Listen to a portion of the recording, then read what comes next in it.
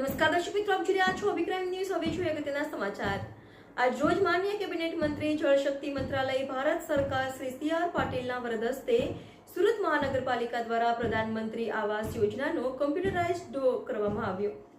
આજરોજ માનનીય કેબિનેટ મંત્રી જળશક્તિ મંત્રાલય ભારત સરકાર શ્રી સી.આર. પાટીલના વરદ હસ્તે સુરત મહાનગરપાલિકા દ્વારા પ્રધાનમંત્રી આવાસ યોજના અંતર્ગત રૂપિયા 77.8 કરોડના ખર્ચે સાકારિત કરવામાં આવેલ EWS 54 સુમન આદર્શ અને EWS 51 સુમન નુપુરના 744 આવાસો પૈકી કુલ 390 આવાસોનો કમ્પ્યુટરાઇઝ ડ્રો કરવામાં આવ્યો, જેમાં સુરત મહાનગરપાલિકામાં સમાવિષ્ટ 2 સ્થળોએ TP scheme number 10 Adajan plot number 17ના 408 આવાસોમાંથી 327 આવાસો અને 2 TP scheme number 62 Dindoli Bhestan Bhedwad plot number 173ના 336 આવાસોમાંથી 63 આવાસો મળી કુલ 390 આવાસોનો સમાવેશ થાય છે.